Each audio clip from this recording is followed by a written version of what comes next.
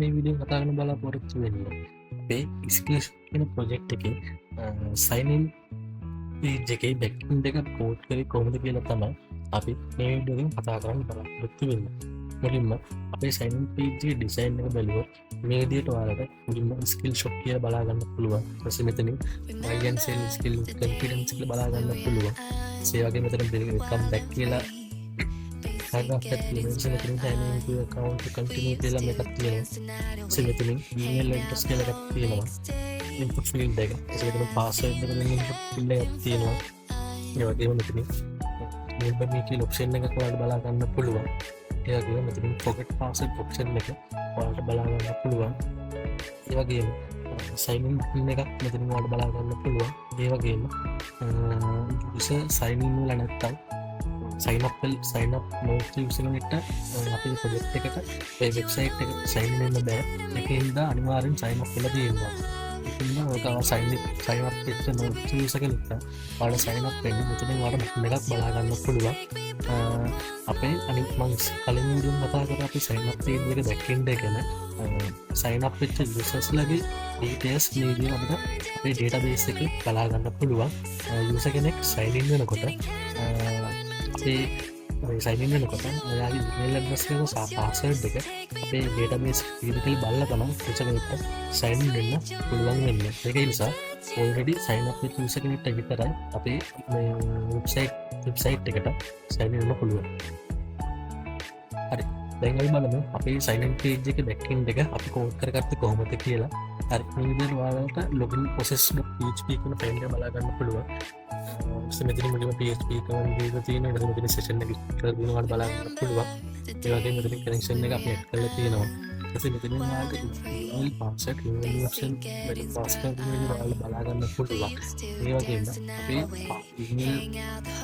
email field එක empty වුණොත් එකක් please type your email address කියලා. ඒ වගේම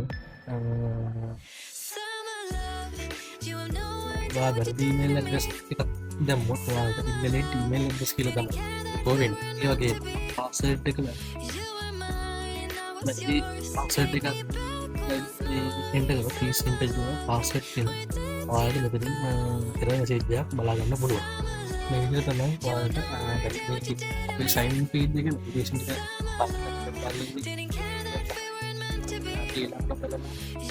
එක JavaScript එක මොන වගේද කියලා ඊට පස්සේ මේ විදිහට මම JavaScript එක open කරගන්න. මෙතනින් ඔයාලට බලා ගන්න පුළුවන් sign in කියන function එකක් තියෙනවා. ඒ sign in අදාළ JavaScript එක අපි code කරලා තියෙනවා. ඊට පස්සේ මේක බලා ගන්න පුළුවන් email password email පස්සේ error message එක අපි notification බලා ගන්න පුළුවන්. ඒ වගේම මෙතනින් බලන්න පුළුවන් email එක password එක එතක නැත්නම් all fields are required කියලා message එකක් එනවා. ඒ වගේම අපිට email එක enter කරොත් ඔයාලට මෙතනින් email address කියලා මේක බලා ගන්න පුළුවන්. ඒ වගේම අපි කලින් වගේම මෙතන HTTP request එක හදාගන්න තියෙනවා. ඊට පස්සේ මෙතන ready state එක හතරට equal status එක දෙක සමාන කියලා බලා ගන්න පුළුවන්. ඒ වගේම සමාන කරලා success කියලා එකක් ඉන්න බලා ගන්න පුළුවන් response test එකක් දාලා තියෙනවා. ඒ වගේම අපි sign in success නම් home.php කියන මේ ෆොටෝ load වෙන්න තමයි අපි මේ විදිහට දාලා තියෙන්නේ. ඒකෙන් බලා ගන්න පුළුවන් අපි ඉන්පුට් value ටික post method එකෙන් තමයි අපි මෙතන යවලා තියෙන්නේ. ඒක විදිහට ඔයාලට බලා ගන්න පුළුවන් මේ විදිහට තමයි. මෙතන කලින් වීඩියෝ එකේ වගේම connection එක ඔයාලට මේ විදිහට අපි connection file එකක් බලා ගන්න පුළුවන්. මේ විදිහට තමයි අපේ connection file එක තියෙන්නේ. හරි අපි මේ වීඩියෝ කතා කරේ අපේ skill shop කියන project එකේ sign in part එකේ backend එක අපි code කරේ කොහොමද කියලා තමයි අපි වීඩියෝ කතා කරන්න බලාපොරොත්තු වෙන්නේ. sign in කියන project එකේ backend එක code කරේ කොහොමද කියලා තමයි ඊළඟ වීඩියෝ එකේ තවත් වීඩියෝ එකකින් බලමු.